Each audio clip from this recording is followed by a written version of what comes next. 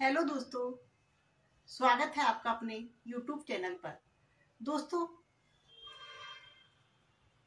कल की क्लास में हमने आपको काली महाकवि कालिदास के जीवन परिचय के बारे में विस्तृत चर्चा की थी।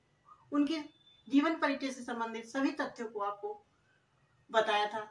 आज हम उनकी प्रथम रचना, जो कालिदास की प्रथम रचना थी ऋतु संहार, उसके बारे में हम आपको चर्चा करने वाले हैं। आज की हमारी क्लास का टॉपिक उनका जो खंड काव्य था ऋतु संहार, उसके बारे में रहने वाला है। तो दोस्तों, चलिए देख लेते हैं हम ऋतु संहार के बारे में क्या क्या बातें हमें जाननी जरूरी है। तो सबसे पहले हम जो ऋतु संहार खंड काव्य है, उस ऋतु संहार खंड काव्य के बारे में सभी कुछ जान लेंगे एक ही क्लास में। दोस्तों, जो हमारा ऋतु संहार खंड काव्य है, जो वो महाकवि कालिदास की क्या कहलाती है? ये महाकवि कालिदास की प्रथम रचना कहलाती है। क्या कहलाती है? तो ये महाकवि कालिदास की प्रथम रचना मानी जाती है। कालिदास की प्रथम रचना मानी जाती है। प्रथम रचना कह दो, प्रथम प्रति कह दो, प्रथम रचना कह दो, अथवा प्रथम प्रति कह दो, अथवा प्रथम काव्य रचना कह दो। तो ये कालिदास की कौन सी रचना कहलाती है? तो ये कालिदास की प्रथम एक रचना कहलाती है, प्रथम प्रति कहलाती है और प्रथम काव्य कहलाता है। यदि ऋतु संहार की बात करें तो ऋतु संहार किस श्रेणी में रखा जाता है? काव्य की किस श्रेणी में रखा जाता है ऋतु संहार को? तो दोस्तों, ऋतु संहार को काव्य की खंड काव्य की श्रेणी में रखा जाता है। किस काव्य श्रेणी में रखा जाता है? तो खंड काव्य। कुछ विद्वान इन्हें इसे गीति काव्य की श्रेणी में मानते हैं, अर्थात इसके पद्य है, श्लोक है, उनको क्या गाया जा सकता है, इसलिए इसे गीति काव्य की श्रेणी में भी मानते हैं। कुछ विद्वान इसे गीति काव्य की श्रेणी में भी मानते हैं। दोस्तों, यदि इसकी बात करें, इसमें कितने सर्गों में लिखी हुई है, ये खंड काव्य कितने सर्गों में लिखा हुआ है? तो ये खंड काव्य 6 सर्गों में लिखा हुआ है। कितने सर्गों में लिखा हुआ है? 6 सर्गों में लिखा हुआ है। और ये 6 सर्गों के यदि नाम क्रमानुसार नाम बताए, क्रमानुसार यदि नाम देखेंगे, नामकरण क्या क्या है? तो इनके क्रम अनुसार नामकरण है। सबसे पहले जो सर्ग आता है उसका नाम क्या है? तो सबसे पहले जो सर्ग आता है उसका नाम क्या है? ग्रीष्म ऋतु। सबसे पहले सर्ग में उन्होंने ग्रीष्म ऋतु का वर्णन किया है।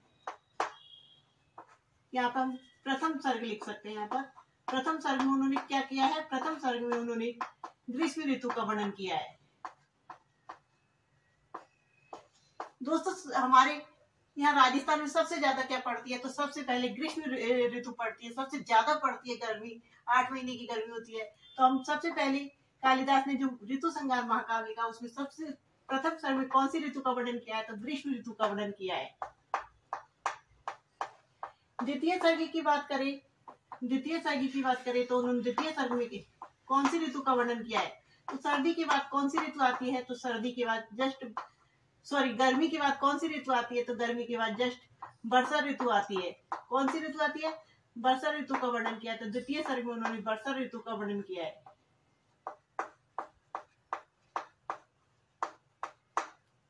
और तृतीय सर्ग की बात करें तो तृतीय सर्ग में कौन सी ऋतु आएगी? अब तो तृतीय सर्ग में उन्होंने शरद ऋतु का वर्णन किया है। कौन सी ऋतु का? शरद ऋतु का वर्णन, अर्थात शीत ऋतु का वर्णन किया है।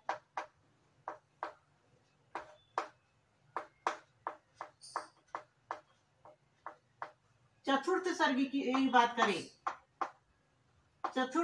की बात करें तो दोस्तों, चतुर्थ सर्ग में उन्होंने कौन सी ऋतु का वर्णन किया है? तो हेमंत ऋतु का वर्णन किया है। किसका? हेमंत ऋतु का वर्णन किया है। हेमंत ऋतु का वर्णन किया है। पंचम सर्ग में उन्होंने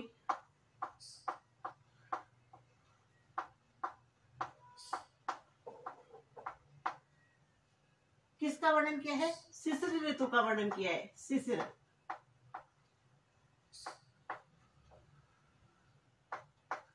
और षष्ठ सर्ग में उन्होंने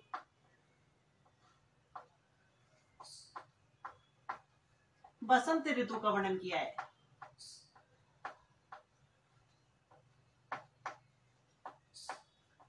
किसका वर्णन किया है? बसंत ऋतु का वर्णन किया है। इस प्रकार उन्होंने क्रम अनुसार सबसे पहले ग्रीष्म किस ऋतु का वर्णन किया है? तो ग्रीष्म ऋतु का वर्णन किया है। तो कैसे याद करेंगे, हम रखेंगे कि राजस्थान में सबसे ज्यादा पड़ती है गर्मी ऋतु, तो सबसे ज्यादा सबसे प्रथम वर्णन है ग्रीष्म ऋतु का। उसके बाद आ जाती है गर्मी के तुरंत बाद आती है वर्षा ऋतु, वर्षा होती है। तो वर्षा ऋतु और वर्षा के तुरंत बाद आती है शरद ऋतु। तो 3 ऋतु तो हम क्रम से हमें लर्न हो जाएगी। लेकिन चौथी ऋतु को कैसे याद करेंगे? तो सर्दी के बाद हेम किसे कहते हैं? तो वर्षा को हेम कहते हैं, हम बर्फ को भी कहते हैं। तो सर्दी के बाद बर्फ जैसी ठंडी हवा चलती है, तो इसलिए कैसे याद रखेंगे? शरद के जस्ट बाद कौन सी ऋतु आएगी? हेमंत ऋतु। और हेमंत ऋतु में इतनी बर्फ पड़ती है कि सिर भी क्या होने लग जाते हैं? हिलने लग जाते हैं। तो शिशिर ऋतु उसके जस्ट बाद। और फिर बस, अब तो बस करो सर्दी, मतलब इस तरह से बस से बसंत ऋतु को लर्न कर रखेंगे। इस प्रकार टोटल 6 ऋतु के हमने 6 सर्गों में उनके क्रम अनुसार नाम देखे। अब हम यदि बात करें श्लोकों की, तो टोटल इसमें कितने श्लोक है? तो टोटल 144 श्लोक है। कितने श्लोकों में वर्णन किया है? टोटल 144 श्लोक अथवा पद है। सबसे ज्यादा पद अर्थात सबसे बड़ी ऋतु कौन सी है जिसका सबसे ज्यादा वर्णन किया है? तो उन्होंने सबसे ज्यादा वर्णन बसंत ऋतु का किया है। किसका किया है? कितने श्लोकों में किया है? तो 38 श्लोकों में, 38 पदों में बसंत ऋतु का वर्णन किया है। किसका वर्णन किया है? बसंत ऋतु का। बसंत ऋतु का सबसे ज्यादा उन्होंने 38 पदों में वर्णन किया है। इसके बाद यदि हम इस काव्य के मंगलाचरण की बात करें, किसकी बात करें? मंगलाचरण की बात करें, तो इस काव्य का जो मंगलाचरण है वो कैसा है? तो इस काव्य का मंगलाचरण कैसा है? वस्तु निर्देशात्मक है। कैसा है मंगलाचरण? वस्तु निर्देशात्मक है। दोस्तों, जो वस्तु निर्देशात्मक जो मंगलाचरण होता है वो कैसा मंगलाचरण होता है? तो जिसमें काव्य के प्रारंभ में जो मंगलाचरण भगवान का को प्रणाम किया जाता है, नमस्कार किया जाता है, उस काव्य के प्रथम जो श्लोक होते हैं उसी में काव्य की विषय वस्तु के बारे में निर्देश कर दिया जाता है, उसे कहते हैं वस्तु निर्देशात्मक मंगलाचरण। अर्थात इसके प्रथम श्लोक में ही जो काव्य की विषय वस्तु थी उसके बारे में निर्देश कर दिया गया था, तो उस कारण इसका जो मंगलाचरण कैसा कहलाता है? वस्तु निर्देशात्मक मंगलाचरण। और इस जो मंगलाचरण का जो प्रथम श्लोक है वो कौन सा है? प्रचंड सूर्य। इस तरह से श्लोक की क्या होती है? शुरुआत होती है। तो उन्होंने बता दिया काव्य की जो प्रथम श्लोक है उसी में बता दिया कि किस ऋतु का वर्णन कर रहा है? प्रचंड सूर्य। तो किस ऋतु का वर्णन कर रहा है? ग्रीष्म ऋतु का वर्णन हो रहा है। इस तरह से तो ये कौन सा मंगलाचरण हो गया? वस्तु निर्देशात्मक मंगलाचरण हो गया। यदि दोस्तों इसके रस की बात करें, किसकी बात करें? रस की बात करें, ऋतु संहार महाकाव्य जो खंड काव्य उसके रस की बात करें तो इसमें कौन सा रस है? तो इसमें प्रधान श्रृंगार रस है। कौन सा रस है? दोस्तों, जो महाकवि कालिदास है उसने सभी ऋतुओं का वर्णन एक स्त्री की समान किया है, इसलिए इसमें प्रधान रस कौन सा रस है? श्रृंगार रस है। दोस्तों, जो ये कृति है मल्लीनाथ जी है, टीकाकार जो मल्लीनाथ है उसकी कोई भी प्राप्त नहीं होती, टीका प्राप्त नहीं होती। जबकि महाकवि कालिदास के अन्य सभी ग्रंथों पर जो टीकाकार मल्लीनाथ है उनकी टीका प्राप्त होती है, लेकिन इस ग्रंथ पर कोई भी टीका प्राप्त नहीं होती उनकी। तो हम नोट डाल के लिख सकते हैं इसी। और इस जो कृति का उतना विकास भी नहीं हुआ, उतना प्रचार भी नहीं हुआ जितना महाकवि कालिदास के अन्य ग्रंथों का प्रचार हुआ था। इसलिए इस कृति को और किस नाम से जानते हैं? तो इस अप्रचार तमोगमा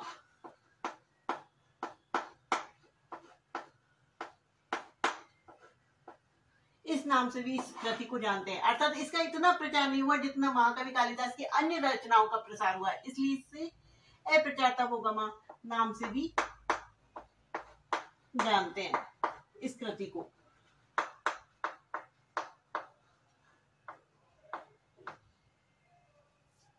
दोस्तों, जो महाकवि कालिदास का यह ग्रंथ है उसमें उतना काव्यात्मक सौंदर्य, उतना रस प्राप्त नहीं होता जितना उनकी अन्य कृतियों में प्राप्त होता है। इसलिए कुछ विद्वान इसे कालिदास की रचना ही नहीं मानते।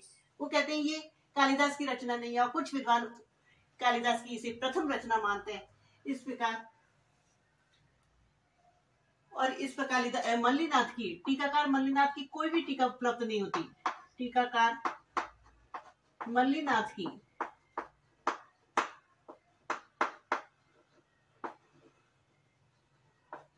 कोई भी टीका उपलब्ध नहीं होती।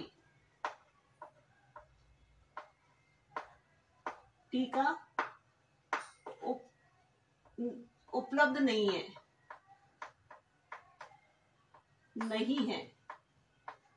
ये वाली बात पे याद रखना। मतलब सभी ग्रंथों पर टीका मिल जाती है मल्लिनाथ की, महाकवि कालिदास की, लेकिन इस ऋतु संहार पर कोई भी टीका उपलब्ध नहीं होती। दोस्तों, जो महाकवि कालिदास है, उन्होंने वर्षा ऋतु को क्या बताया है? तो वर्षा ऋतु को उन्होंने क्या बताया? ऋतुराज भी बोला है। वर्षा ऋतु को किस नाम से उन्होंने संबोधित किया है? तो ऋतुराज के नाम से संबोधित किया है। जबकि जो शरद ऋतु है उसे नववधु के समान बताया है। उसे क्या बताया है? नववधु के समान बताया है। तो अब दोस्तों, यदि आपसे पूछे कि प्रथम सर्ग में किस ऋतु का वर्णन है, तो प्रथम सर्ग में ग्रीष्म ऋतु का वर्णन है।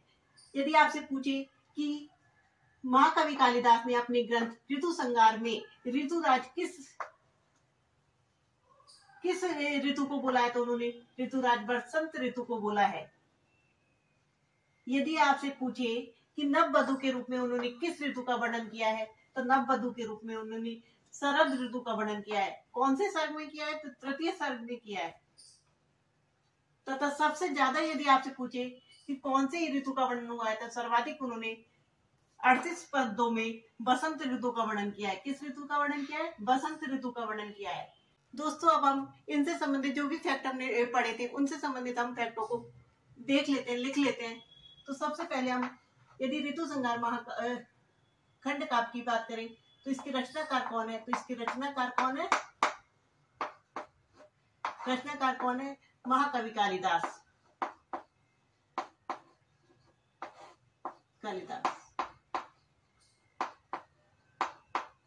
यदि इसे काव्य के प्रकार की बात करें, तो ये कौन से प्रकार में आता है? काव्य का कौन सा प्रकार कहलाता है? तो ये काव्य का कौन सा प्रकार है? तो ये काव्य का खंड काव्य कहलाता है। क्या कहलाता है? ये खंड काव्य कहलाता है। ये गीति काव्य कहलाता है, क्योंकि इसे गाया भी जा सकता है। गीति काव्य कहलाता है। इसमें सर्ग कितने हैं? तो इसमें सर्ग की संख्या कही तो इसमें 6 सर्ग है। कितने सर्ग है? तो इसमें 6 सर्ग है। और श्लोकों की बात करें तो इसमें टोटल कितने श्लोक है? तो इसमें कुल 144 श्लोक है। कितने श्लोक है? 144 श्लोक है।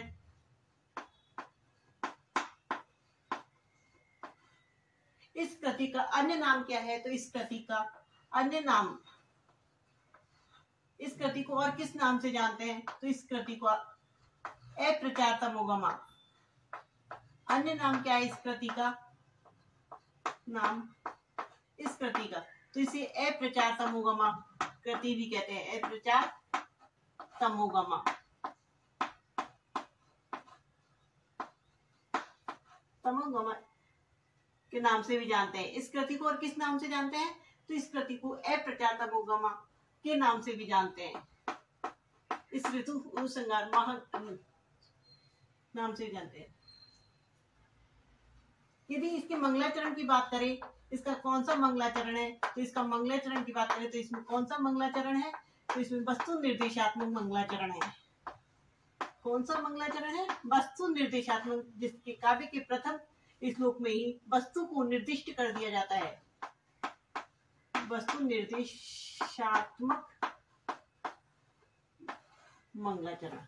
यदि इसमें रस की बात करें दोस्तों, तो हमने आपको बताया था इसमें कौन सा रस है? इसमें श्रृंगार रस है। दोस्तों, सभी प्रश्नों के आंसर आपको आने चाहिए, क्योंकि हमने अभी आपको बताया ये सभी। क्योंकि इसमें श्रृंगार रस कैसे है? तो उन्होंने जो ऋतुओं का वर्णन किया है वो एक स्त्री के समान किया है। जैसे शरद ऋतु का वर्णन उन्होंने नववधु स्त्री के समान किया है। यदि सर्वाधिक प्रथम सर्ग का नाम पूछे आपसे, प्रथम सर्ग का नाम पूछे तो प्रथम सर्ग का नाम क्या है? 6 सर्गों में 6 ऋतुओं का वर्णन किया है। तो प्रथम सर्ग का नाम क्या है? तो प्रथम सर्ग का नाम ग्रीष्म ऋतु का वर्णन है। प्रथम सर्ग में किसका वर्णन है? ग्रीष्म ऋतु का वर्णन है।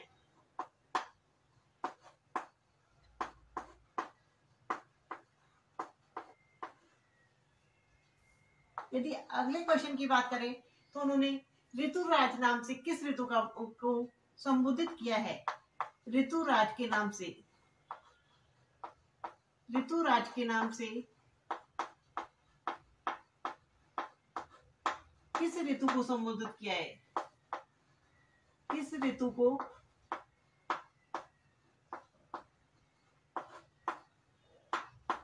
संबोधित किया है? दोस्तों, उन्होंने ऋतुराज के नाम से जो ऋतु संबोधित किया है वो है हमारी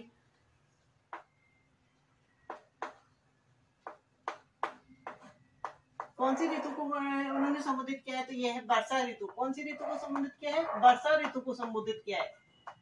और वर्षा ऋतु का वर्णन उन्होंने कौन से सर्ग में किया है? तो वर्षा ऋतु का वर्णन उन्होंने द्वितीय सर्ग में किया है।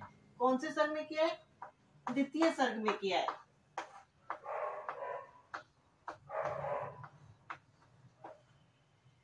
दोस्तों, अगले क्वेश्चन की बात करें, उन्होंने सर्वाधिक विस्तृत वर्णन किस ऋतु का किया है? सर्वाधिक विस्तृत वर्णन, सर्वाधिक श्लोकों में, सर्वाधिक श्लोकों में किस ऋतु का वर्णन किया है? किस ऋतु का वर्णन किया है? तो सर्वाधिक श्लोकों में उन्होंने किस ऋतु का वर्णन किया है? तो इन्होंने सर्वाधिक जो श्लोकों में जिस ऋतु का वर्णन किया वह है बसंत ऋतु। किस ऋतु का वर्णन किया है? बसंत ऋतु। और बसंत ऋतु कौन सी सर्ग में वर्णन किया? बसंत ऋतु का उन्होंने बसंत ऋतु का वर्णन किया है छठे सर्ग में, षष्ठम सर्ग में। कौन से सर्ग में? षष्ठम सर्ग में उन्होंने इसका वर्णन किया है। उसके बाद यदि हम नेक्स्ट क्वेश्चन देखें,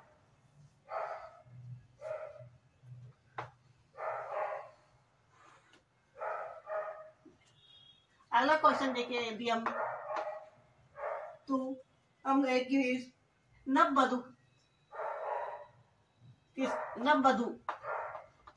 नववधु के नाम से किस ऋतु को बोला है? नववधु के नाम से किस ऋतु का वर्णन है? किस ऋतु का वर्णन किया है?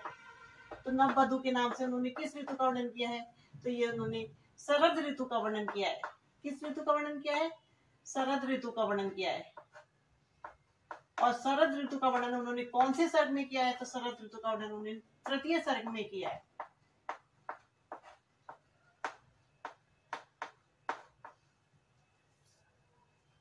और यदि आपसे पूछे कि अंतिम सर्ग का में कौन से अंतिम सर्ग में किस ऋतु का वर्णन हुआ है? अंतिम सर्ग में किस ऋतु का वर्णन हुआ है? किस ऋतु का वर्णन हुआ है?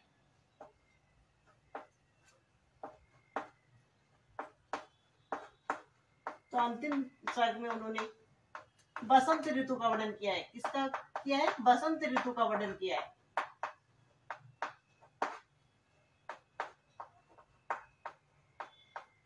दोस्तों, जो ऋतु संहार खंड काव्य है उसमें जो भी क्वेश्चन बनने वाले थे हमने उन सभी क्वेश्चनों को देखा। तो दोस्तों, आपको हमारी ये वीडियो कैसी लगी प्लीज कमेंट करके लिखिएगा, बताइएगा। और आने वाली वीडियोज के लिए चैनल को सब्सक्राइब करके रखिए। Thank you for watching.